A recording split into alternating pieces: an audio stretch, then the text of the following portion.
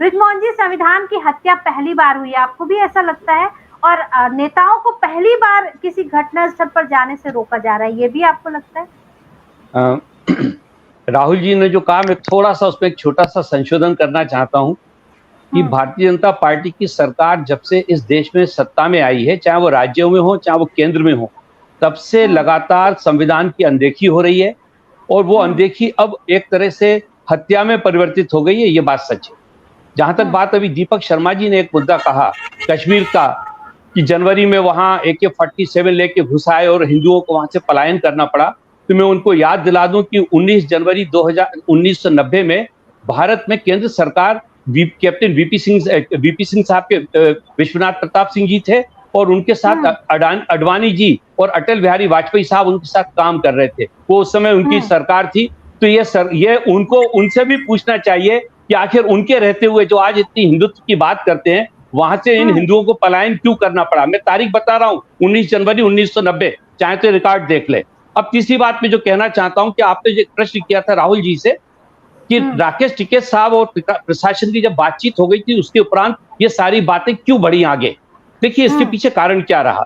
राकेश टिकैत साहब ने जो किसानों के पक्ष में जो शासन वहां पे जो एक नाइतफाकी हो गई थी, राकेश टिकैत साहब ने एक समझदार किसान नेता के रूप में उस बात को वहां पर ठंडा करने की कोशिश की, क्योंकि जिन लोगों की हत्याएं हुई थी उनके परिवारों को मलहम लगाना जरूरी था। और इसीलिए विपक्ष के लोग भी उन जो पीड़ित परिवार उनको मलहम लगाने जा रहे हैं, राजनीति करने नहीं जा रहे। लेकिन हुआ क्या कि उसके बाद जो गृह मंत्री जी हैं वो एक प्रेस कॉन्फ्रेंस करते हैं, उनका बेटा एक प्रेस कॉन्फ्रेंस करता है और उसमें वो एक शब्द भी संवेदना का नहीं बोलते, एक शब्द भी ना बोलकर, बल्कि वो ये बताने की कोशिश करते कि वहां पर जो लोग थे वो सारे के सारे आतंकवादी थे, सारे के सारे लोग वहां पे वो अराजक तत्व थे और उनके बेटे ने उनके ऊपर जीप चढ़ाकर एक बड़ा अच्छा काम किया, क्योंकि उन्होंने अराजक तत्वों के ऊपर जीप चढ़ाई है। उनकी आप प्रेस कॉन्फ्रेंस सुनिए। नहीं, आप तोड़ मरोड़ कर बता रहे हैं। ना तोड़ मरोड़ के नहीं, उनकी प्रेस। अच्छा नीलम जी, उन्होंने कहीं ये, अच्छा एक मिनट, बेटा वहां पर था ही नहीं नीलम जी, उन्होंने ये कहा, नीलम जी उन्होंने ये कहा कि वहां, नीलम जी उन्होंने ये कहा कि वहां पे अराजक तत्व थे और वहां पर पूरी तौर से आतंकवादी थे और उन्होंने भिंडर वाले का नाम लिया। तो मुझे एक बात बताइए, क्या वो क्या कहना चाहते हैं? भिंडारे वाले की टी-शर्ट कौन पहनता है बृजमोहन? मैं कहता हूं भिंडरा वाले को क्या भारत सरकार ने डिक्लेयर किया क्या टेररिस्ट? आप बताइए, आप रिकॉर्ड उठा के देखिए। बिल्कुल आतंकी हैं, वो आतंकवादी हैं। आपके और मेरे कहने से नहीं, क्या भारत सरकार ने डिक्लेयर किया और आज सरकार उनकी वो डिक्लेयर करा दे उनको आतंकवादी?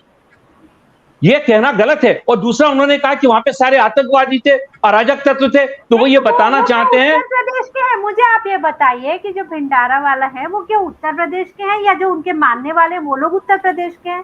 क्यों? वो तो अरे ये वो एक सिख पंथ के थे, वो टक्सली जो पंथ था वो उससे जुड़े हुए थे, उसके फॉलोअर आज भी हैं। आज जैसे आप बताइए कि बहुत सारे साधु संत जेल में हैं, क्या उनके समर्थक नहीं है? क्या संत आशाराम बापू के लोग गुरु पूर्णिमा के दिन वो नहीं करते, उनका पूजन नहीं करते? ये बात कहना गलत है। इसका मतलब ये नहीं है कि वो आतंकवादी है।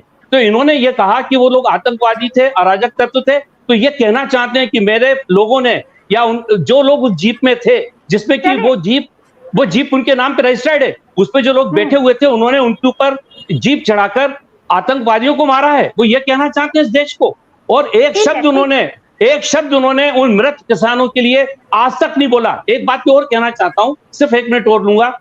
इसमें और नाराजगी इसलिए पैदा हुई है कि जब प्रधानमंत्री जी का प्रोग्राम बनता है लखनऊ का, वो उस प्रदेश में पहुंच रहे हैं जहां पर कि इस प्रकार की घटना घटी है एक दिन पहले।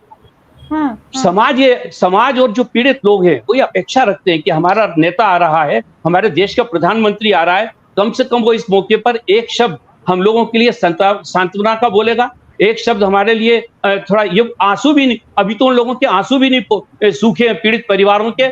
आदरणीय योगी जी कहते हैं कि पिछली बार अयोध्या में मैंने 10 लाख दीपक जलवाए थे, इस बार मैं दिवाली पे 18 लाख दीपक जलाऊंगा। ऐसा लगता है जैसे दिवाली परसों होने वाली है। अरे अभी दिवाली में 1 महीना था, 3-4 दिन हो जाने देते, उसके बाद भी इस बात को कहा जा सकता था। तो ये लगातार इस प्रकार से जो मतदाता है, जो आम नागरिक है, उसको जिस प्रकार से ये उद्वेलित कर रहे हैं, इस प्रकार की भाषा बोलकर, इस प्रकार की बातें कहकर, मुद्दा इससे खड़ा हो रहा है, इससे नाराजगी और नाइतफाकी बढ़ती जा रही है।